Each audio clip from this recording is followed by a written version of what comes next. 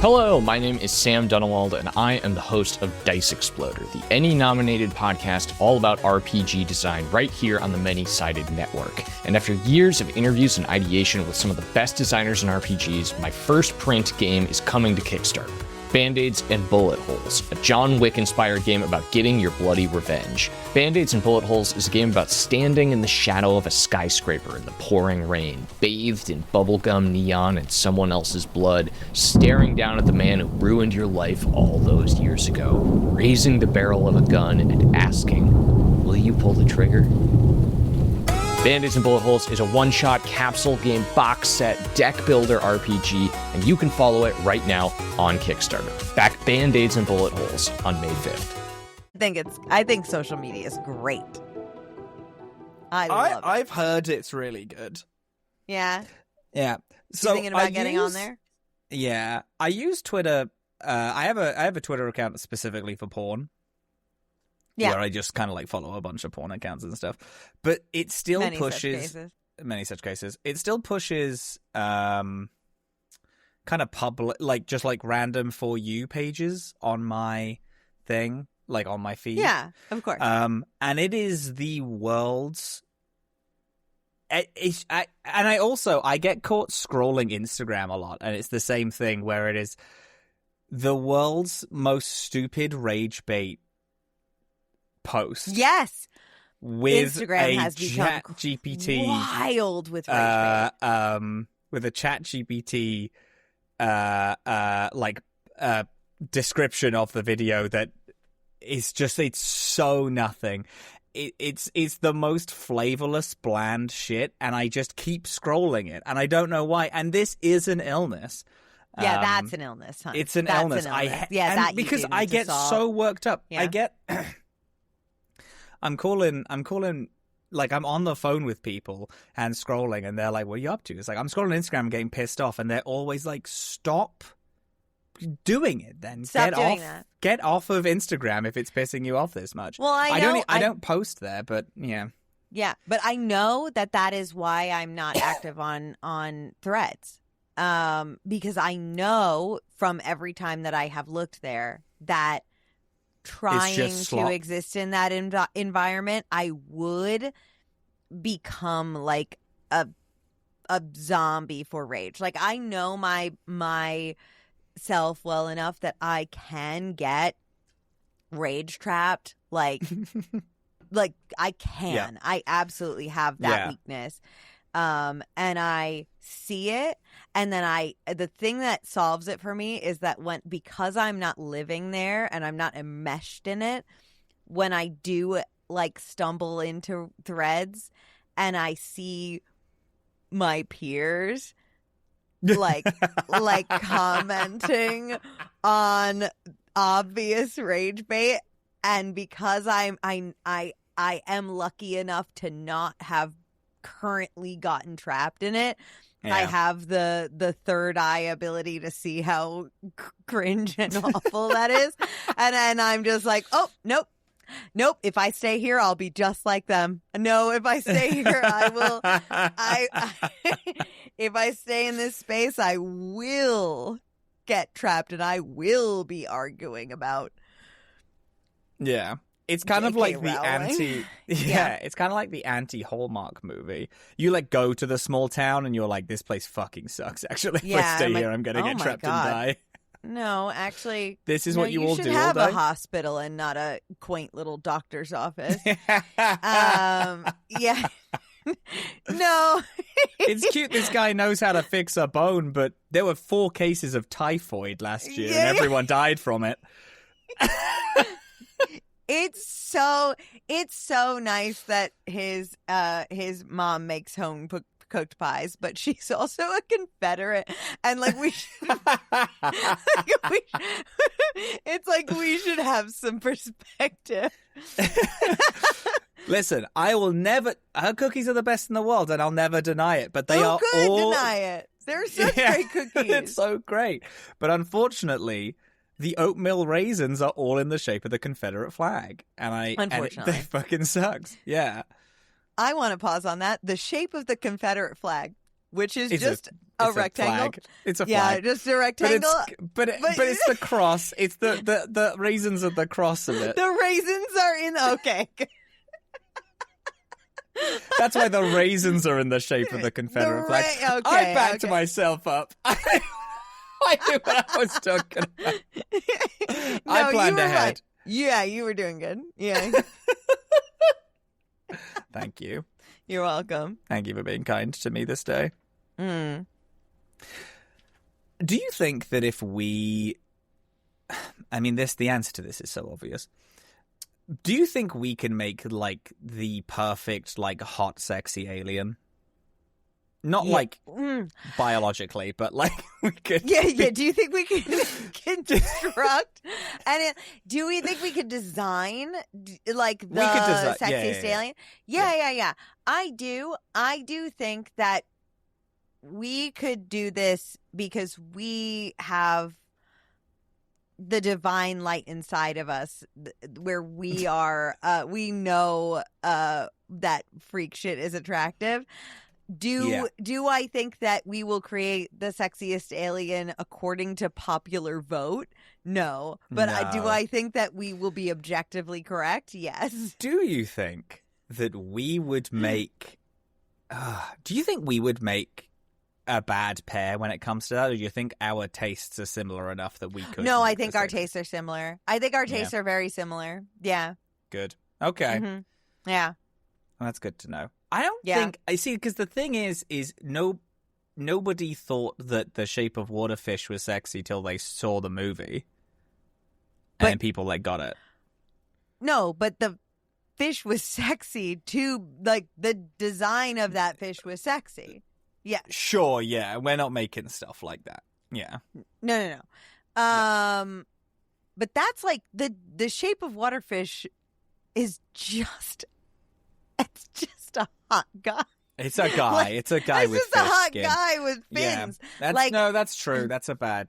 It's just I just remember everyone saying, "Oh, this thing is such a freak," and then by the end of the movie being like, "Okay, yeah, he is sexy." Yeah. It's just like the needle moves one tick toward us, and I think we will be the event horizon of hot, sexy aliens, but we do need a couple of, like, great minds to, like, tick the needle toward us before people realize it. Right. Other people will come on board eventually, but they will definitely be coming on board. They will. But we will have been correct the whole time is what's happening. That's the Shape of Water analogy, is that, like, we will have been correct the whole time. Okay. I think this is funny because I know everything about Robin. Robin and I know each other so well. I think one thing that's interesting is that I don't know what kind of porn Robin watches, but I feel like I know in my heart anyway. So, like, what I'm saying is, like, we don't actually know what kind of freak shit each other is attracted to. We do in our hearts. We do in that our hearts are aligned. Yeah.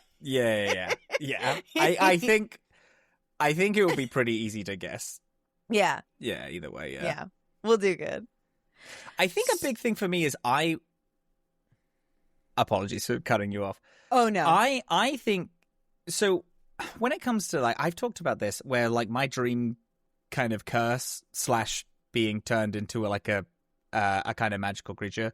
My dream for that is I turn into a giant 6-foot talking wolf that stalks the forest. Yeah. I think I've told you this before. Yeah. When it comes to, like, sexy alien stuff, I would love to get, like, a symbiote. I'd love to be, like, a Venom. Oh, I'd love to be the alien. I think, like, that's kind of my... Like, I think I would get more out of being it than I would. Oh, sure. Then of being the person in love with the alien, the person seeking the alien. Now, this isn't to say I wouldn't be super into it. Of course I would, but, like, I would also... if it's like, oh, you could have one or the other, I'd be like, I'd like to be the alien. No, I want to be the alien. Yeah. No, and I deeply don't. I don't want to be the alien. I don't want to be the supernatural thing. I just want to be the person that the supernatural thing trusts a lot. And let's touch their weird giblies. Yeah. That's good. That's good. Yeah. Nice. My guy in the chair syndrome is very specific. I want to help out solving your supernatural mysteries. Yeah. And touch but you want to squeeze their weird but I also Ghiblies want to like touch a the Ghiblies, yeah. stress ball, yeah. Yeah. Whatever they are. Yeah, whatever, wherever. Wherever. However they are. Yeah, Shakira. And their breasts are mountains. And they are. I'm sorry. She says they're small and humble. Don't confuse them with mountains. Confuse them with mountains. Yes, yeah. my apologies, yeah. It's still such a crazy line. It's so good. It's so good. It's so funny. I really love it. Oh, Shakira, you lyricist. You crazy. Oh, God. We talk a lot about music on this show. I like it. We do. It's fun. What did we talk about last week? Weezer. And the other one, Wheatus. Wheatus and Weezer. Mm-hmm. Yeah, good. Mm-hmm. Fun. What are we doing here? Hi, my name is Dillin, and I've played 3 Mass Effect games. Hello, my name is Robin. I've also played 3 Mass Effect games. We are playing Mass Effect Andromeda, and this is Dorkspawn, a podcast where we play choice-heavy video games, and we discuss them chapter by chapter like a book club. We played Mass Effect Andromeda, starting with the AVP cryo, which is a deploy single mid-perks, conversation. which I realized that I already did last week because I was just doing conversations all over the ship. So, like, whatever. That's fine. That's it's truly just fine. a conversation. Neither of us have played this game. This is so... We are feeling this out as we go. We're feeling this out. This is arguably the most we're feeling this out as we go that we have done on this show so far. Yeah. Yeah. And then we did... A Trail of Hope. Part of a Trail of Hope one. Right. I haven't finished a Trail of Hope because, according to this is also the problem with playing a non-popular game. The chapter list is so hard. Like, the mission walkthrough list is really hard to pass. Yeah, that's true. Like, if you go and, like, look up, like, Mass Effect 3 chapters, there's a million different recommendation threads like, about, like, what... It really lays it out of what you need to do. Same with the Dragon Ages. Same with Dragon Age. Yeah. A million people have shared their opinions on what order to do the Dragon Age Origins quest in. So we did part of a Trail of Hope 1 and then helping Havarl's scientists. Yes. Can I get a gut check on how you're feeling about this game so far? Okay. So I think less bad than you, but I do still have some...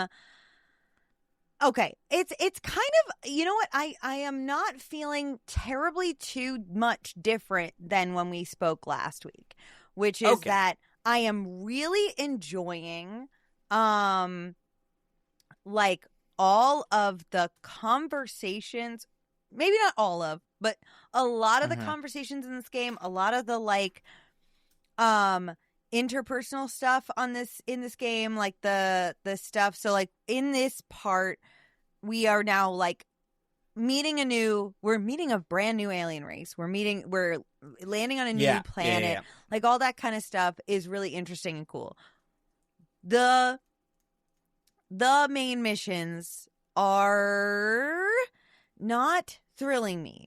Are really not grabbing me. And so I'm finding myself kind of feeling like I am, like, meandering through the quests themselves a little bit. So I'm like, it's kind of not that different than how I felt last week, where I was just like, man, I feel like the bigger parts of the game are less interesting than the smaller parts of the game. Yeah. I will admit that this game has found me in a bad time. I was so stupid ill last week, and I'm still ill in a in something that my boss was like, hey, it's worrying that you've been ill for this long. Well, because he's never seen you ill because you never get ill. So it's like... I know, but I've been ill for a full, like, almost over 2 weeks at this point, and it sucks. So doing the uninteresting stuff in this game, which I find to be quite a lot, really pisses me off. It's just like kind of a thing where I'm like rolling around, and the only thing on my mind is I would rather be doing literally anything else right now. Yeah. But that's not to say that it's bad. I do still hold the opinion in my heart and my mind that they introduce an interesting thing, and then the writing in this game has a horrendously chronic problem where it introduces something and then decides to do the least interesting thing with it every single time they present something in this game, and it's we've only just started. It is immediately grating on me. Like, it's really getting me down. Yeah. To the point where now it's like, I don't know why I'm going to even try to listen to people. I've started just skipping dialogue with like smaller characters because it's like, I just don't care what you have. Like, I read like the first sentence and then I don't let the voice line end, like naturally end or finish, I guess. I just skip it. No, I know what you mean. I am giving it every chance that I can. So I'm going through all the dialogue. I'm doing absolutely everything. Because I really want to, especially because, and I guess I felt this with Veilguard, which I am not comparing this game to Veilguard, I will say. That's not happening here. But with Veilguard, because I was not, like, I really still wanted to get the most out of it as possible, I did absolutely every single thing. So I'm kind of doing the same thing here. And I do feel good about that. I do feel like I am getting some of the juice. You're doing but it. I just feel like I'm getting juice in places that are small and not from the big story yet. Which isn't to say that we won't. No, and but I also I also appreciate that it's like my lack of enjoyment is and will continue to snowball if I don't give it time. And I know this. And I will, and I will start to do that. I think that. Well, you've also, you've been a trooper, but okay. So no, and I truly mean that, because I agree with you in a lot of this. But like, okay, so this is kind of an interesting start. So we are. Mm-hmm. We go into a new galaxy where the Pathfinder thinks there may be some planets we can investigate. That like so we go investigating, and immediately upon warp driving, or like, I don't know if we're like warp driving or going into a wormhole or whatever it is. Immediately upon doing that, we're apprehended by Ket ships, and they are asking for our father, essentially. They're asking for the one that activated the thing. Remnant tech. And they've taken control of our ship. And we're kind of like... trying to, I mean, my shepherd, not my shepherd, sorry, what? My rider, I know, my rider tried to like play ball with them a little bit. Nothing really was working. And then it's like, what happens? We get away because Sam retakes control, and then our pilot, oh my god, our pilot's name, is it begin with K? Kello. Callow. Then like flies through like a hard, like, navigates in a way that they can't follow us anymore. I found this a little bit like, I almost found like it was a little bit of a tease of a bit, because it was sort of like, they took control of the ship. They have us. It's like this really intense moment. And then it was like I guess kind of in the blink of an eye, we were out of it, and I was just like, oh man, I kind of like wanted to live in that conflict a little bit more. Like even if it was just more like, even if it wasn't like a whole like fight or battle or anything like that, like even if it was just Ryder versus this other captain having like a conversation, a verbal back and forth more, like I like, even if they just let that sit for like a little bit before Sam took over, I think that would have been cool. But Sam takes over, we get away, and then we escape to this planet with like extremely modern looking tech. Like they've got like a city with like high tech. It like looks like the Citadel, essentially. It's like got very, very like that nice glass futuristic. It's beautiful. It's very pretty. I do like it a lot. Beautiful. It's pretty. It's gorgeous. And here is where we are meeting the new alien race that has not been in Mass Effect before, and they are cool. They're called the Angara, and they are very beautiful. Yeah, they're cool. They are very cool, beautiful, fun fish people. One kind little of fish. thing. Are they fish? I don't think they're fish. Actually, I'm going to take that back. More lizard, froggy, lizardy, frog, maybe frog, froggy. Can we do a frog? Can we do frog? How do you feel about frog? They're cold-blooded for sure. For sure. For sure. Anyway, they're hot.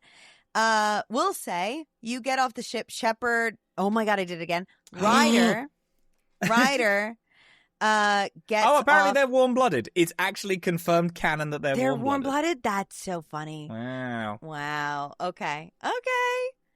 Okay, so not serpentine. But Ryder decides to go and meet them alone at first, and like, fights off the rest of the crew, and it's like, no, they want to meet me alone. I'm going to meet them alone. You get off the ship, and in the chorus of voices that greet you from the Angara, I will say that Cassandra Pendergast is in there.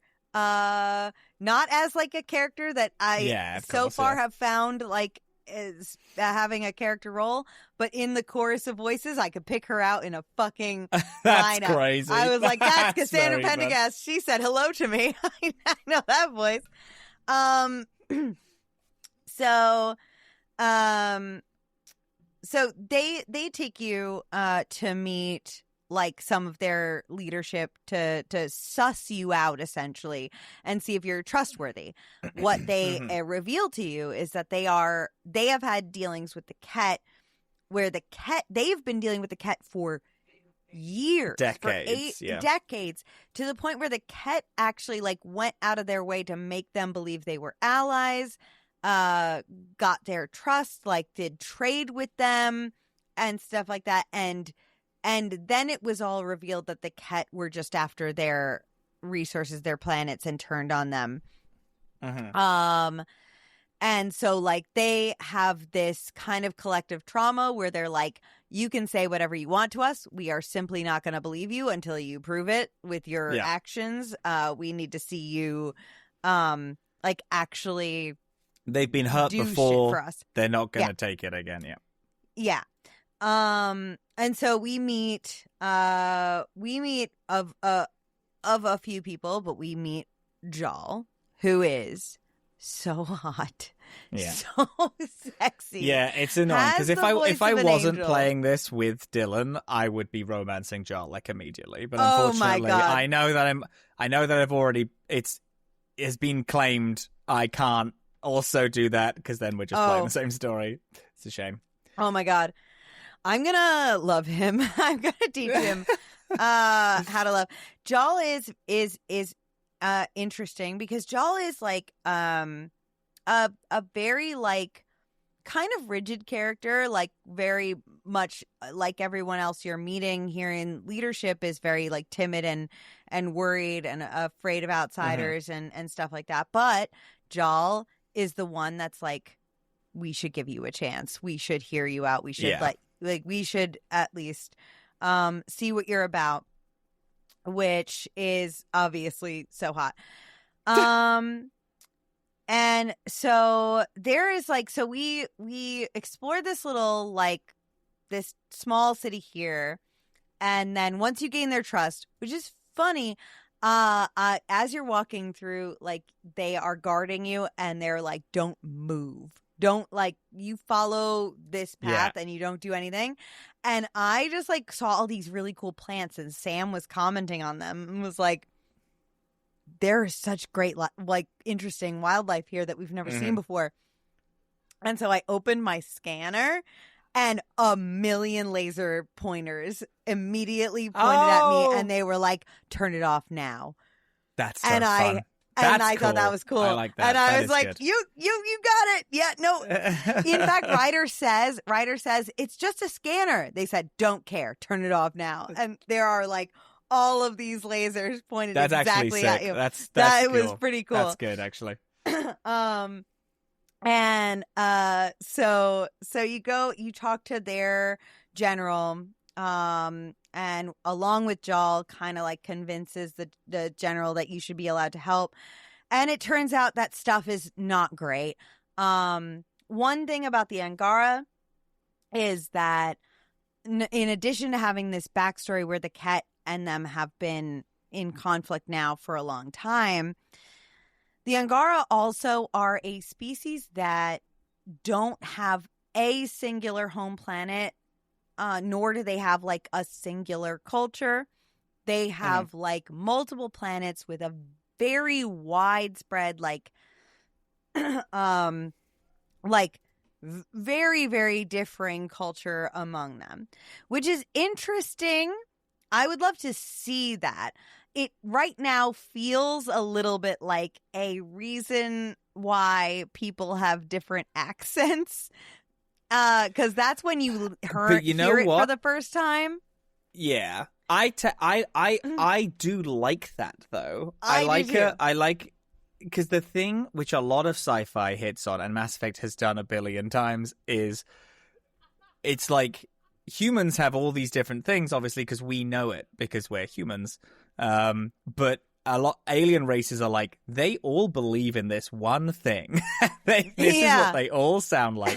So I do like the fact that me too. This one is like, oh, there's a bunch of different religions and there's a bunch of different cultures. Admittedly, all of the religions are weird because they're all like, yes, we all believe in the cycle of rebirth and reincarnation. It's like, okay, so there's okay, but you shouldn't, though. If there's a billion different religions, you shouldn't be all thinking the same thing. But I like the different accents thing. I think that's fun. Yeah, me too.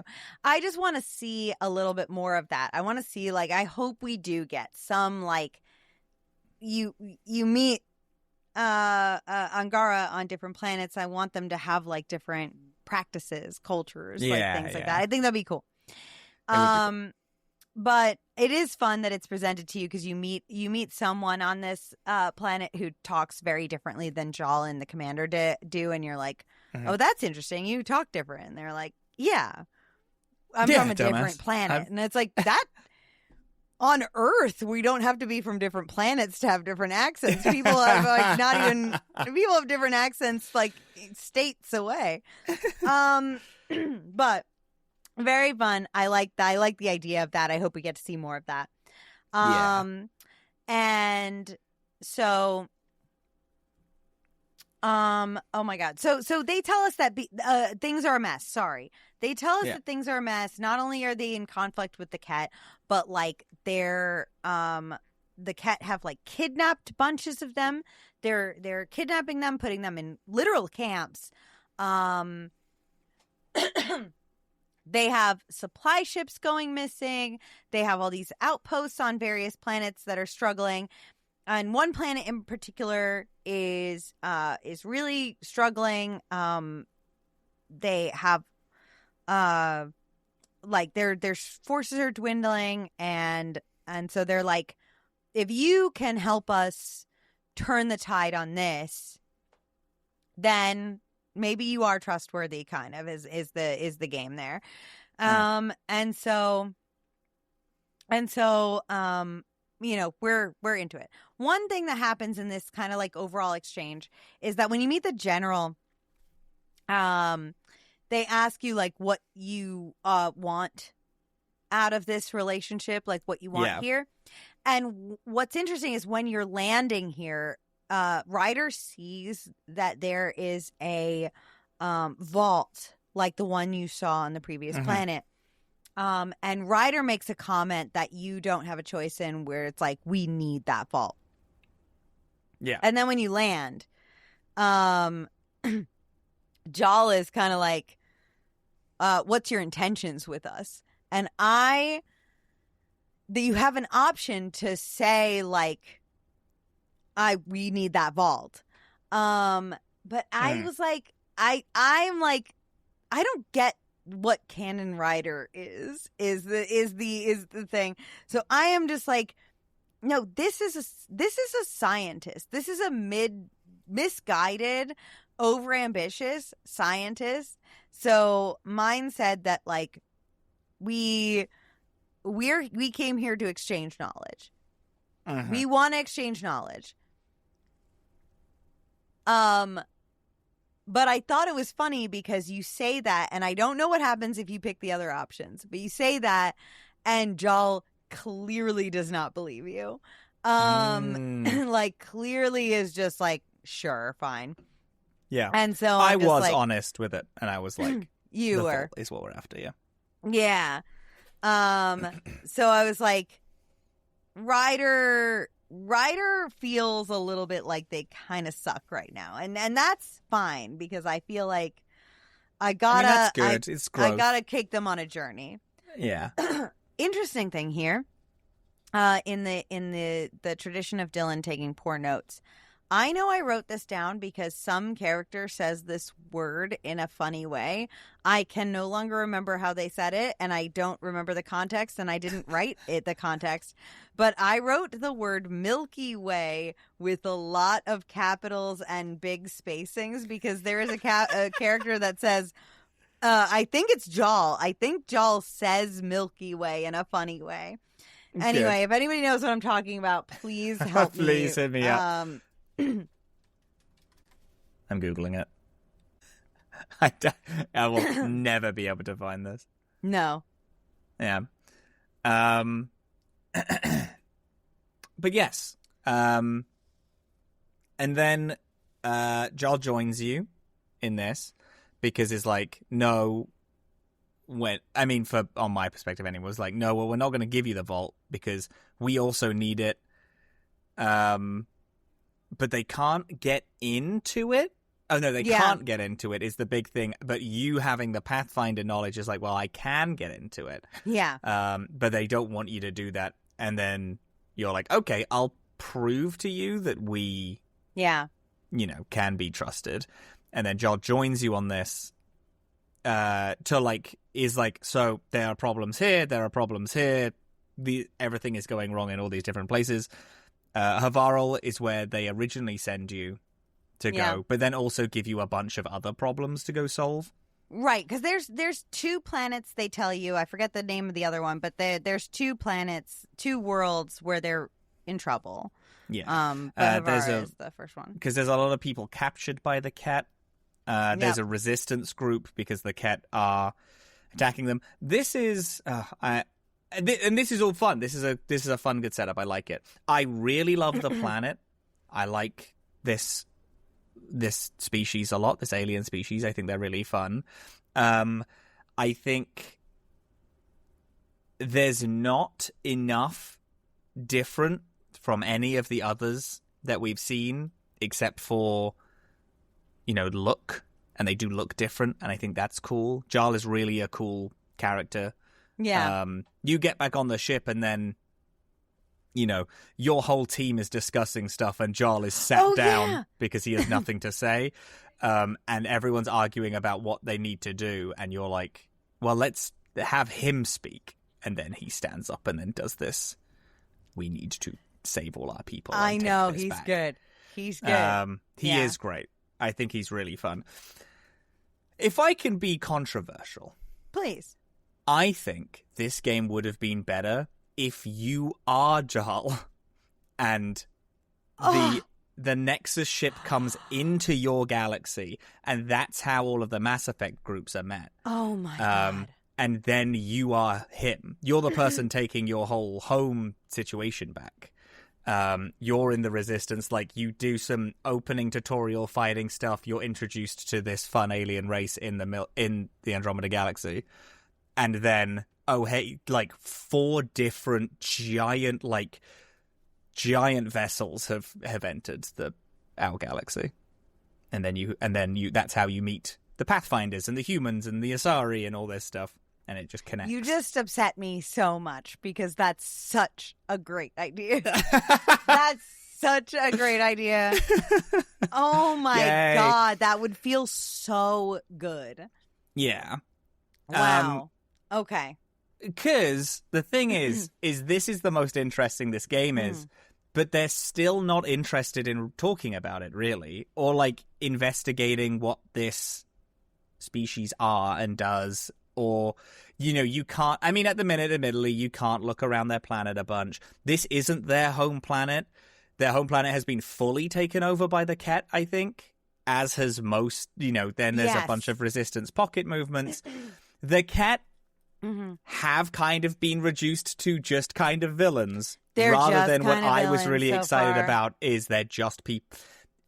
Because I want... Now, admittedly, last week I was complaining about how this is just Mass Effect 1 again, and my pitch of Ket just trying to like fight for their own like home planet and stuff is just the Geth storyline. But the Geth storyline is one of my favorite bits of the Mass Effect franchise. I think it's so good. But then this is just they're just kind of evil villain. They're just kind of evil villains so far. It's just kind of dull. I would love to get more information that but proves it's like this group, this race is fun. There's a really cool handshake moment when Jarl joins you that I think is really... Yes! When, like, you stick out your hand and then they put the back of their hand behind yours, and then you move your hand and then they move theirs. They kind of force you into what Angoran handshake is, which I think is really cute. Really cute. Yeah, I really like it. Anyway, and then you get an achievement that your team is full. Like, this is the team. This is the Pathfinder crew.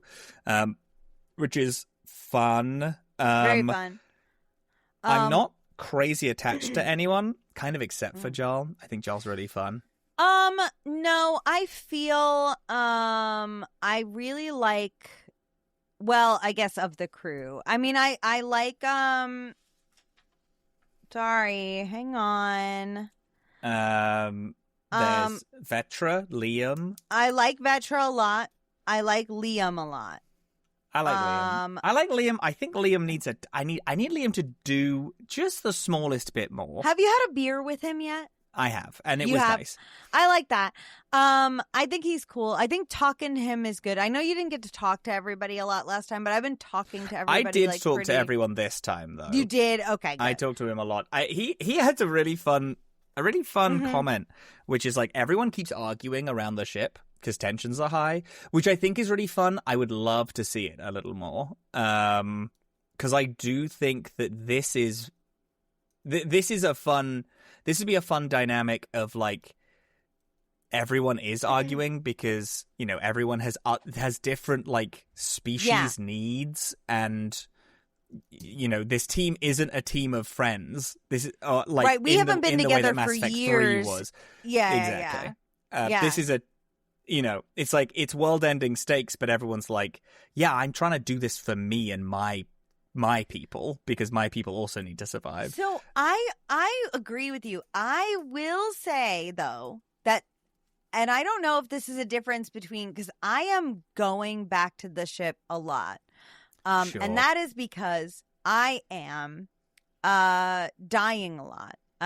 So I've been struggling on this world, on Vold specifically, because Vold, the first planet that they ask you to go to, is like a wintry ice nightmare. Fun. I don't think I went here. Because I think, is this for the Meet the Resistance mission? This is the first part of Trail of Hope. Winter? Yeah. Wow. It's like an ice planet. And, okay. Which is good and fine, and this is good and fine. This is good and fine. So this is like an ice planet. where you need to like find the resistance base and all the people that are getting kidnapped and stuff like that. You know, but it's so icy that you cannot. So I'm not dying because of enemies. I'm dying because like my life support is running to 0 because you have to get to safe zones where there is heat and they're few and far between. Again, very much like Jaws of Hakon, Dragon Age. It's except I would say like 10 times more survivalist than this. There's like you're running for miles before you hit another safe point. Or driving a car. Can you drive a car in this? Eventually you get the ability to drive a car, but there is a large part in the beginning where you are just on foot. That's pretty cool. I like that. In this realm. And so I was like, there were a couple parts where I had to run back to the ship because I couldn't find the next thing, and I was like, "Fuck, I'm dead." That's pretty fun. I like that.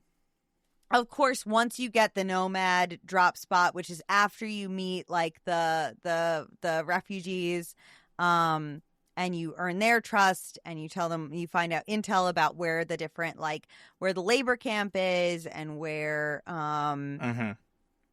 like certain other things are, then they trust you enough to let you drop a Nomad point, and then you can have your car, and then you're good.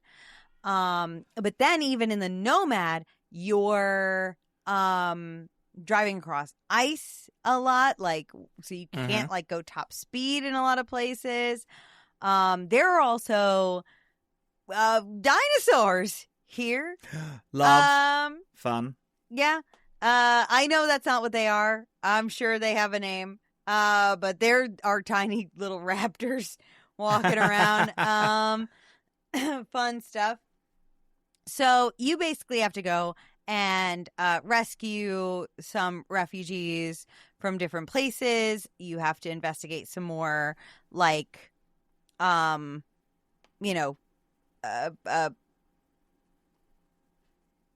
remnant sites. You have some memory stuff to unlock. Of course, there are little things all over the place to do, and then you get back, and then you meet the two of the things that happen there is at the base, you get to meet the scientists that are like, here's what we're looking for, and I think that's I guess Havaros is the planet you went to. Is that right? Havarl. I went to Havarl, yeah. Okay. Havarl is yeah. No, you go. I was going to say, because there are a couple of scientists you help out on Vold as well, but I thought that there was the same thing. There are two places that you can go to, either Vold or Havarl, and both of us went to the different We one. went to the different places. Okay, well, tell me about Havarl. Hi, I'm Maia, and this is Maia's Game Room, a narrative actual play anthology featuring short-form, story-driven TTRPGs. Each season tells a new story using a different rules-light system brought to life with sound design, editing, and emotional-rich roleplay. So, if you love cinematic storytelling and character-driven drama, come check out Season 1, set in the haunting world of the Electric State RPG. Just search Maia's Game Room wherever you get your podcasts. Havarl is and I'm going to give the game huge credit, an absolutely stunningly beautiful planet. It is like giant, very deep tropical jungle with weird alien plant life and stuff like that. You drop in, you find a fairly destroyed base with people still working there. A bunch of scientists found a monolith and, whilst activating it, got trapped in stasis. And they're like, this planet is so dangerous to walk around on because of the dinosaurs. which there are also on this planet. Not like proper dinosaurs, but like things that might as well be. Yeah. And they're like, go find it. And you go, you find it. They don't realize that time has passed at all when you free all these people. There's a bunch of remnants that you fight through. There's some Ket that you fight through. Sure.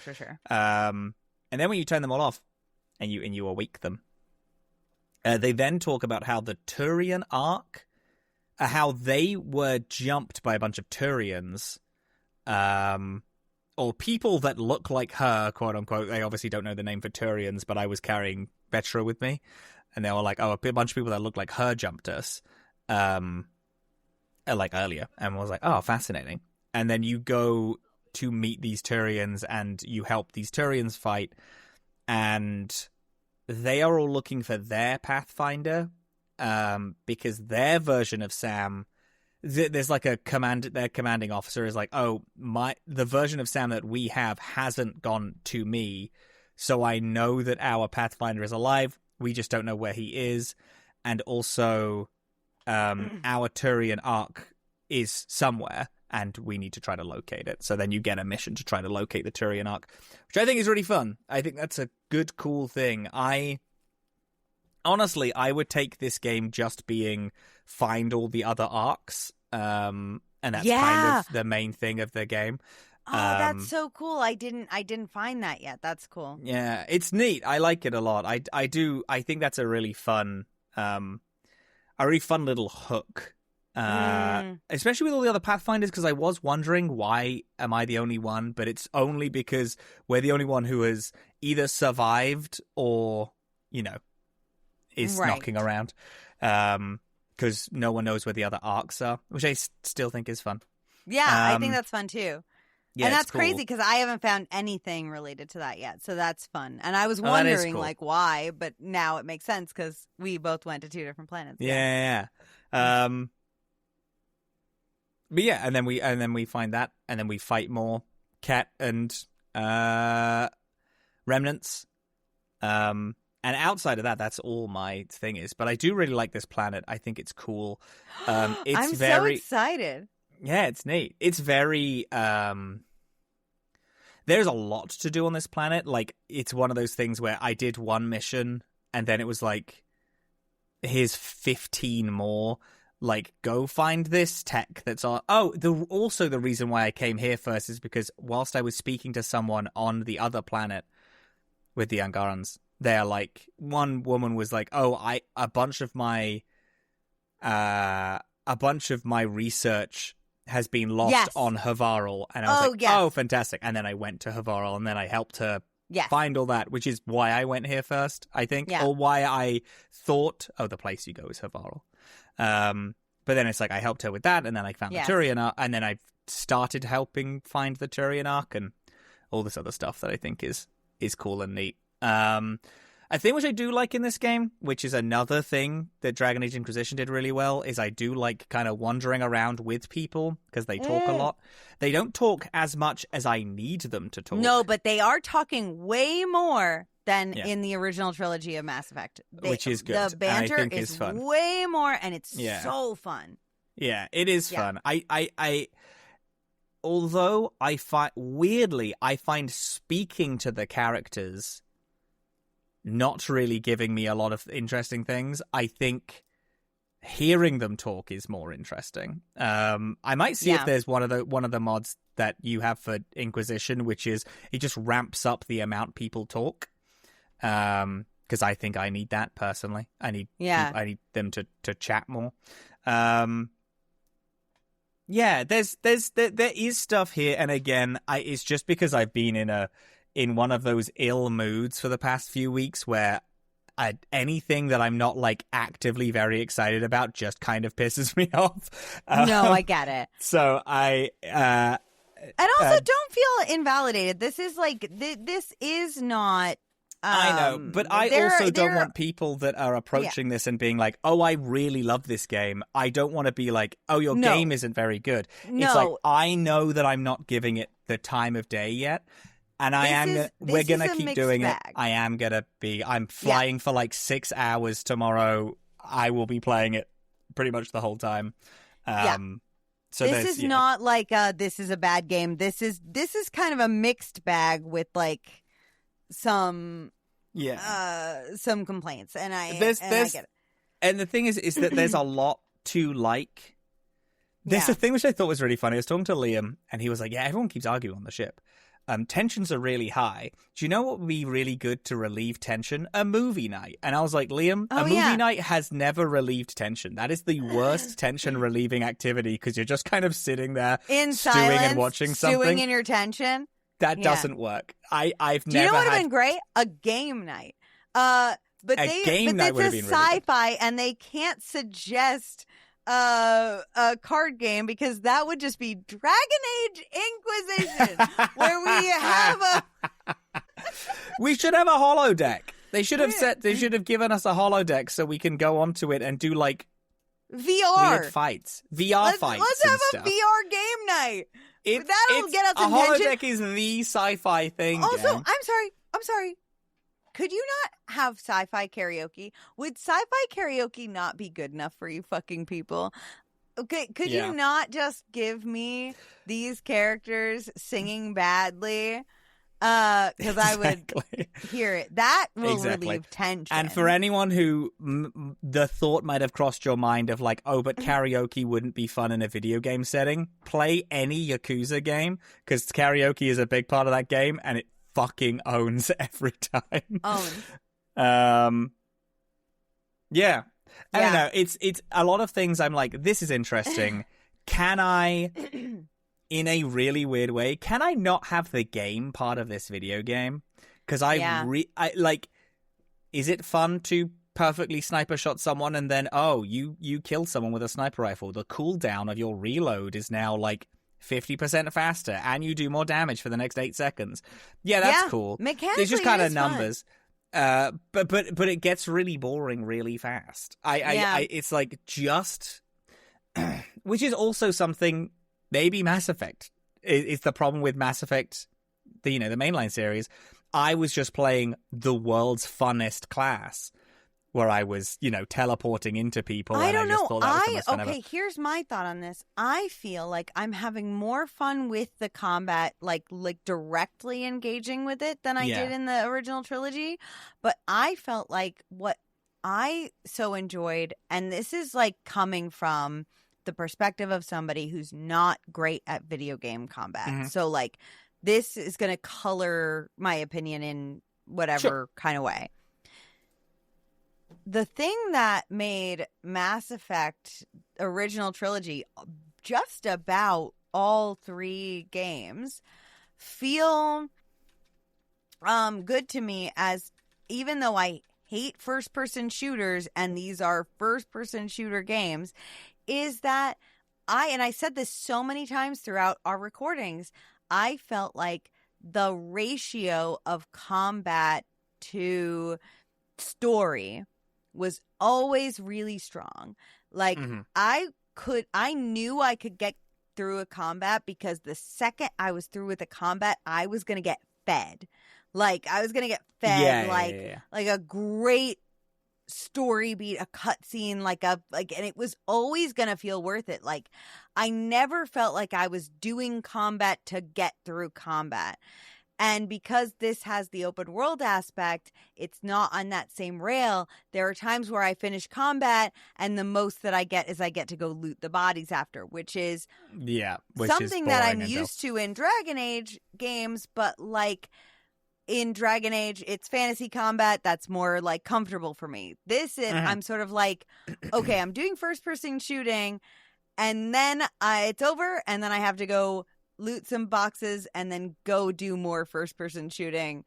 And like I'm hunting for the story. Whereas the original trilogy, I felt like every time I finished a fight, and sometimes multiple times within that fight, the game would pause the fight to tell me juicy shit.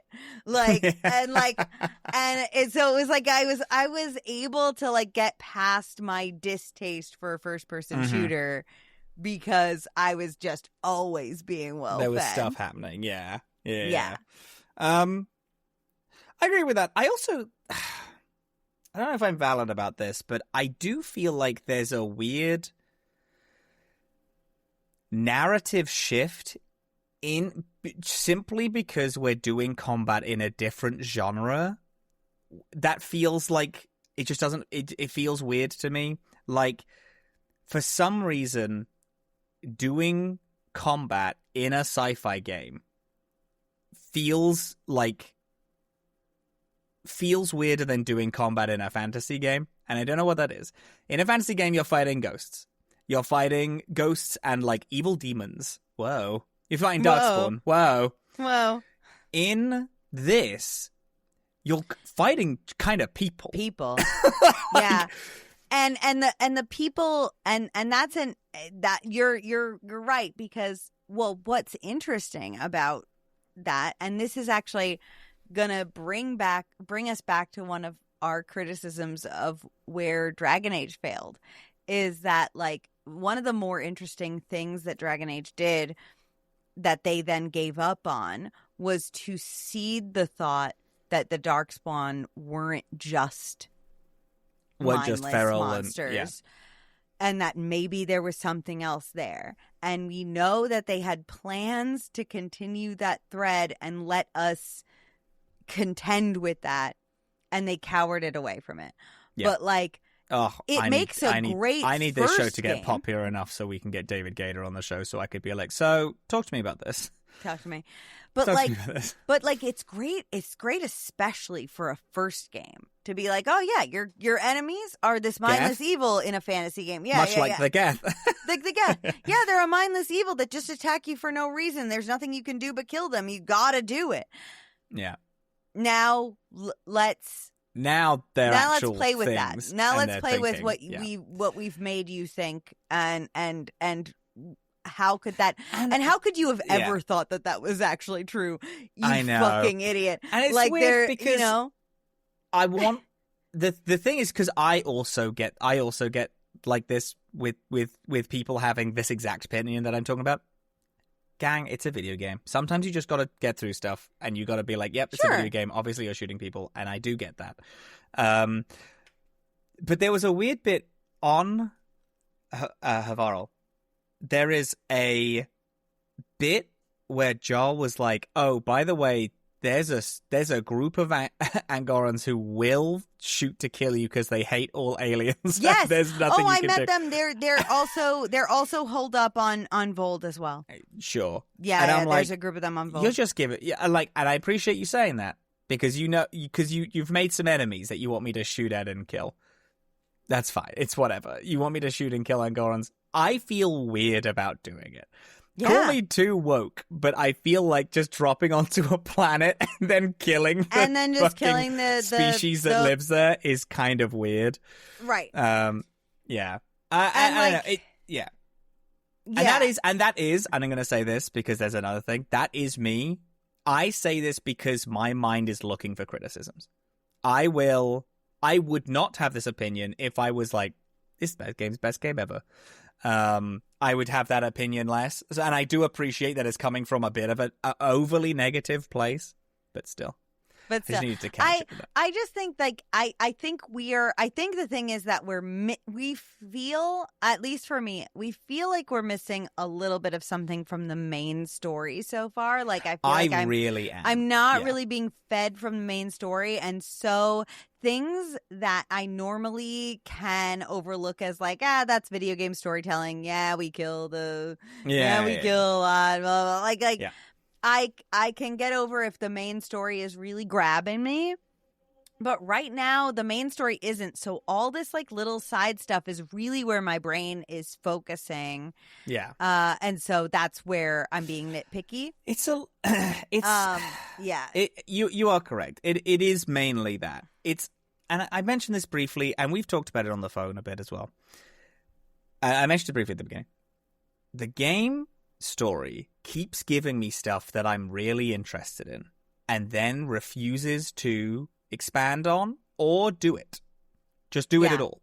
It just immediately moves on. It's like, why weren't the Kett shooting us immediately when we first landed on the planet in the tutorial?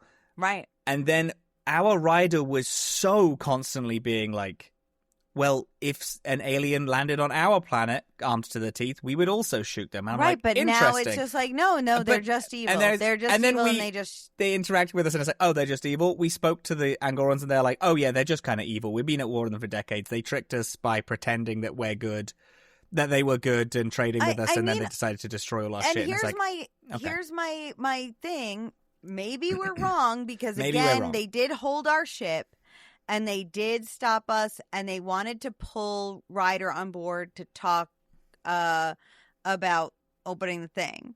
Yeah. And so maybe there is a pretty high chance that it still is that. Right. Yeah. Maybe there is a thing. It's just that, like, and this is, this is another thing where it's like this is maybe just kind of meh video game-ness, but like we are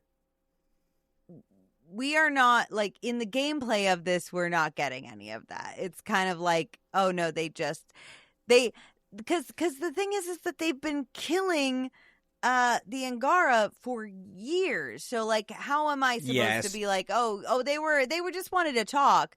Nah, it looks like they've been killing the Angara for putting ages, them in labor and they camps. just kind of sounds like they're fucking Nazis. So like, I don't really like they're really evil.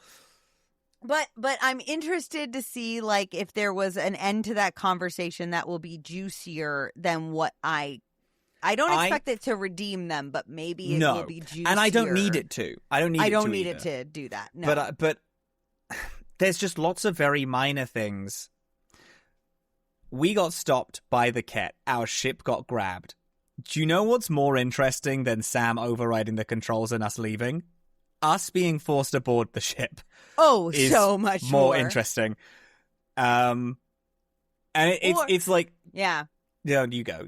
I was going to say, or even Sam struggling to take the ship back, and so we are stuck delaying conversation for like in a thing that has an aspect of failure, or like the chance for us to give our position away, or like stuff like that. Like there could have just been a verbal combat there where like Ryder is trying to delay, and in your choices of conversation, maybe you successfully delay conversation, but in doing so, you give away secrets.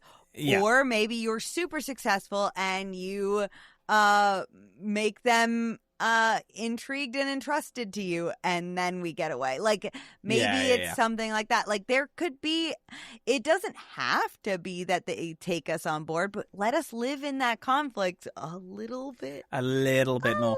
And that, it's really my main criticism is you have all these interesting things. Just let us do the interesting stuff just for a bit, just for a little bit longer than we are. Mm-hmm. I really don't like any of the open world stuff. I way rather curated levels, like even in open world-ish games, like having a Dragon Age 2 is God, to bring back my beautiful, beautiful baby husband. Dragon Age 2 is a quote unquote open world game with curated like quests. Because you're... Stop. No, Dragon it is. Age because it's on a small level. Like, it's in a small level, but you get, like, this is what you're doing when you go to there. Rather than this giant open world thing that is like, okay, you're going to this side of the map and you're doing two things, and then you're hoofing it all the way back to this other end. And the only thing... And it's like... Does Dragon Age 2 have a billion problems with its gameplay design? Yes. Myriad of problems being, you go to this zone, here's 100 billion guys to kill for the next 30 to 40 minutes. The population of the world actually actually in Dragon Age 2, it's actually morally correct to kill people because of overpopulation. It's sort of like deer. It's like people hunting deer. Yeah, exactly. it's like deer or oysters or lanternflies. It's sort of like there's so many. It's good to kill that them. You actually have to. The amount of bandits raiding the streets of Kirkwall, it's like, just, where are they all? And because it's crazy, because people will be like, correctly, they'll have your reaction of like, well, Dragon Age 2 isn't curated. There's a huge amount of dog shit nonsense that you have to do in Dragon Age 2, and it's like, yes, I do agree, but for some reason it feels different. The writing is so good. The writing is so fucking good. The writing is so good. That's what it is. The writing is so good. You're doing things over and over again with the same people, and I feel like in that time, you're making decisions and you're doing stuff. Like, your hawk is growing and learning and doing things. Inquisition, in my opinion, does have a very similar problem to this. Yeah, where a lot of things you're just kind of like floating through. But the reason why Inquisition gets a pass is because Inquisition has exceedingly curated little bits. Right. The missions like levels are so well done. Yeah, and there's a lot of stuff which is flavorful and neat. Yeah. The squad thing in Andromeda sucks. Not the war table thing. It's like the strike teams. It's pointless. It doesn't feel good. It's click a button. It doesn't feel good. It's click a button, and then it's like, hey, do you want to do this in multiplayer? And it's like, I don't care enough to do that. I'm so sorry. And multiplayer doesn't work anymore. So it's completely pointless to me. Yeah. I don't know. There's lots of stuff which is, I don't know. Things they just keep making the less interesting option the one that you have to do. I'm with you. The thing is, I'm enjoying that. Here's what it is. I'm enjoying the fun thing that I forgot to mention. The Tempest. I went back on the Tempest to have a break and found out the Tempest has too much weight. In fact, first of all, did I tell you about my pet? No. I have a pet. Cute. I brought a pet onto the Tempest. It's the cutest little guy. It reminds me of Verpal. It's a little fucking scrungly guy. And I brought him onto the thing, and I can pet him whenever I want. The other thing is that I was chatting with Suvi, and she was like, the Tempest has too much weight, and the weight that she said we were over is about the weight of a person. And so we were like, oh my God, maybe there's a stowaway. And then we go hunt through the ship to find the source of the weight, and we find it, and it's a like sculpture carved into the side of the interior of the ship by the architect of the ship. Okay. With like a message like from the architect kind of being like just kind of being like we were here, like cool. And sure. it was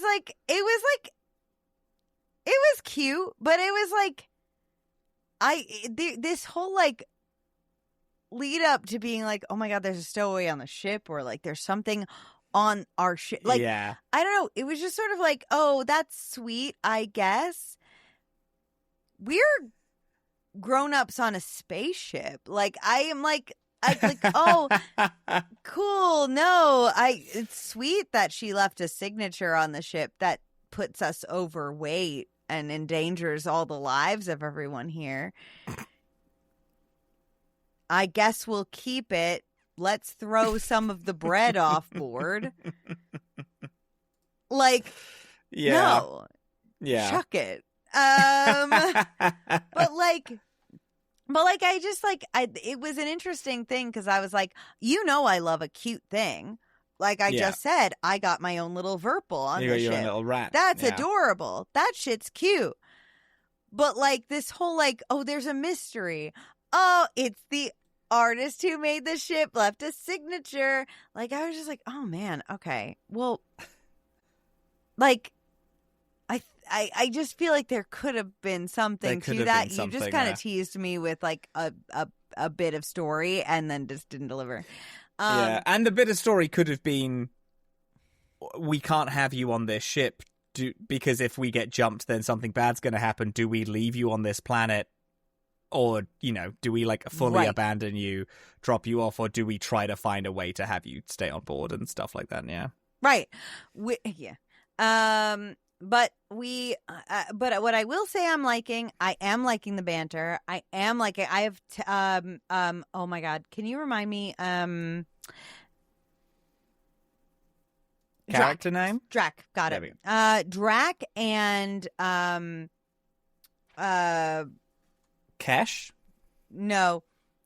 Drac and Jal have been my mainstays for the ice planet. Of course. The two of them yap constantly. Yeah? Oh, that's they are in it with each other, and I love it. I'm having the best time listening to them talk. I'm having a great time. I actually love them both very much. I am going back to the ship very frequently, especially because there's a lot to do on this planet, and I expect there's a lot to do on the next one.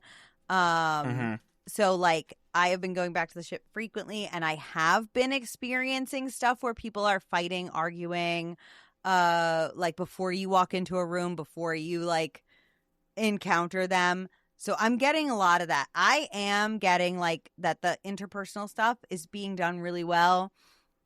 I'm feeling like there's cool stuff here. It's really, I'm just missing stuff from like the main story. I feel like the main story is not grabbing me, but I'm loving the interpersonal stuff, and I'm loving that Ryder sucks. She just sucks. She's a shit. She's a nepo baby, and she's a nepo baby who really shouldn't be. Like people, like, to the point where, like, at this point people are making comments about I'm like, okay, my writer hates Korra, but I'm kind of like, wow, man, Korra's right. Like, I suck. Like, Korra should have absolutely have been my father's predecessor. Like, she trained with him for years. Because Korra's pissed at you. Korra's a dick to you, by the way. Because took her job, she trained with your father for years. And then he just gives the Pathfinder position to you. And, like, yeah, in character, I'm like, fuck Korra. Me, Dillin, I'm like, yeah, no, you suck, Ryder. Like, Korra should absolutely be the Pathfinder. Yeah. And, like, your father made a terrible militaristic decision to just, didn't he didn't give this to you?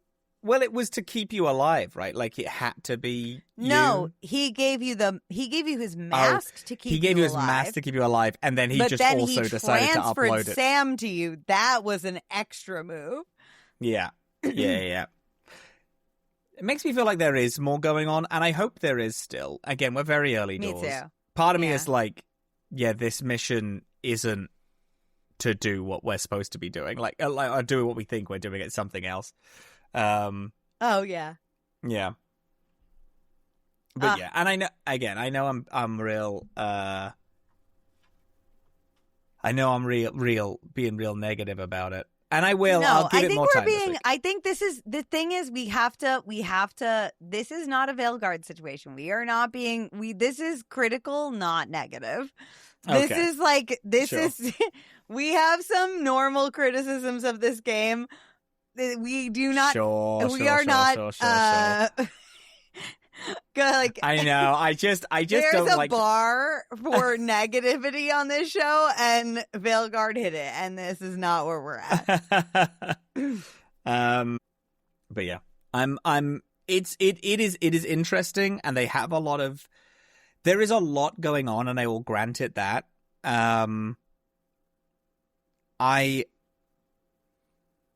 wish there was a little less going on. There's the missing arcs, which is interesting. There was the rebellions, which has interesting stuff, like what's happening on the Nexus, finding the new planets. There's the Ket and this other war. Recovering your father's memories.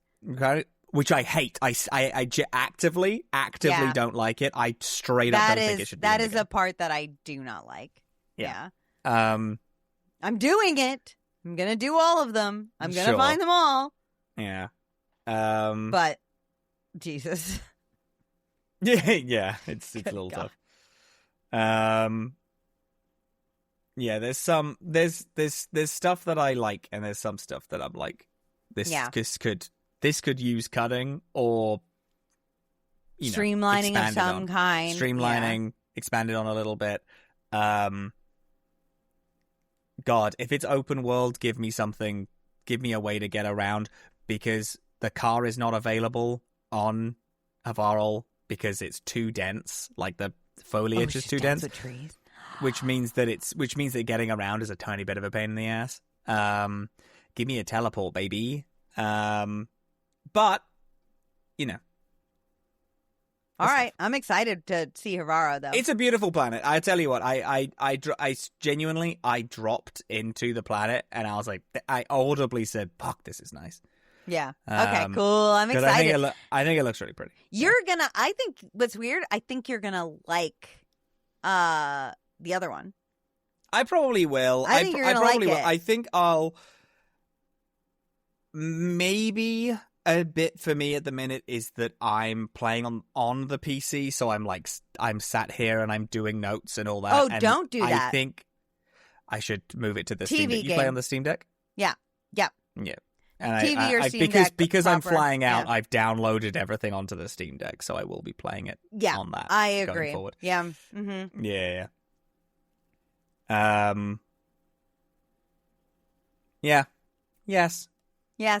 So next week, can we commit to next week being a part 2 of Trail of Hope? Of Trail of Hope, because we'll each do the other planet, and then... I'm wondering if, because there's a Trail of Hope 2, like actively Trail of Hope 2, and I'm wondering if we just do everything and we get up to Trail of Hope 2.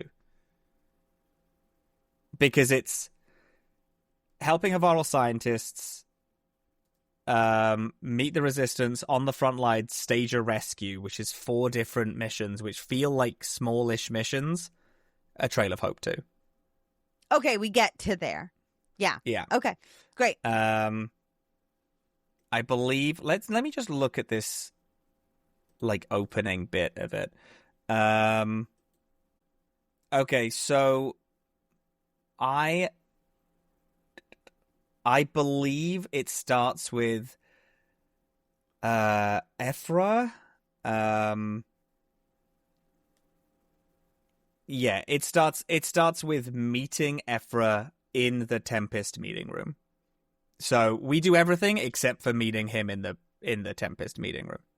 Okay. So just do as many missions as you desire to in that time. Okay. Perfect. Yeah. All right, great. Love that. Yeah. Perfect. I'll say this as a positive.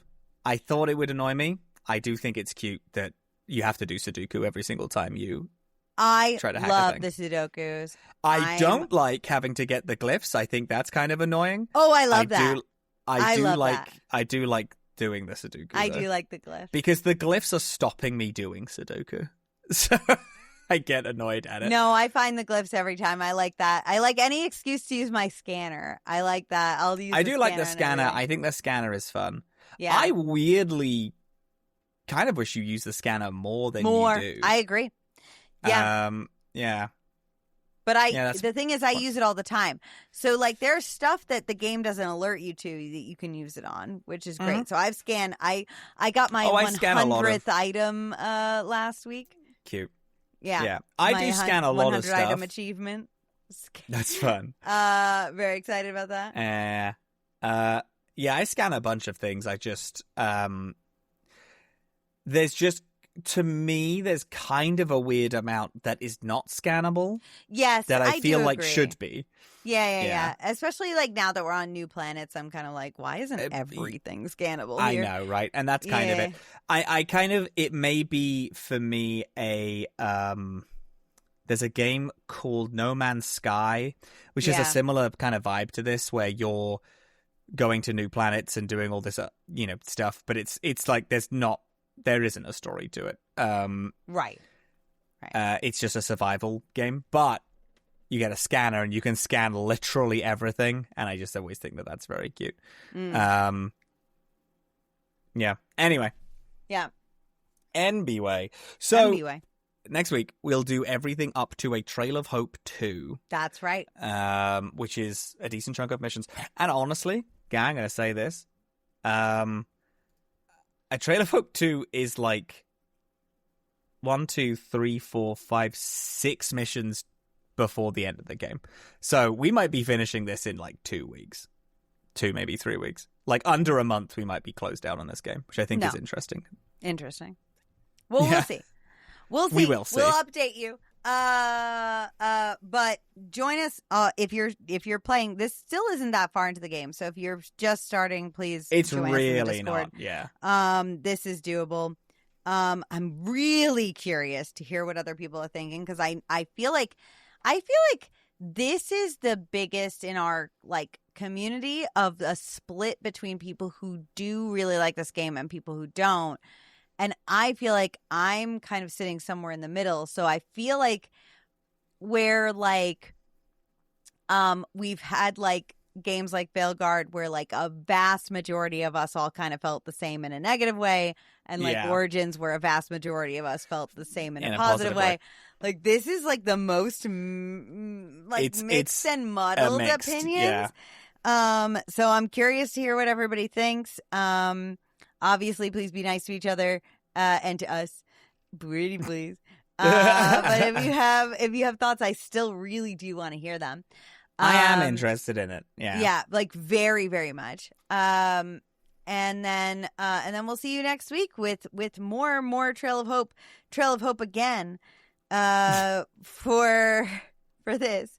And Robin, wait, I know I was just so nice to you guys, but actually the truth is, well, you were nice to them because they're stupid babies, and you need to have talk to like down really to them. coddle them. It's like thing. Yeah, exactly. I really got to be fucking nice to these, because if you're listening to this, you are pathetic, and it's like you're weak and kind of, and we do look down upon Cucks.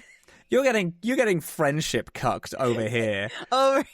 We're friend mogging you whilst you sit in your friendship cuck chair. And because the reason why you have to be treated by a little stupid baby is because there's one thing you don't know. And you know what? Honestly, make no mistake, this is a one-way trip. This is a one-way trip. Yeah. Good. Video games. Video games. Video games.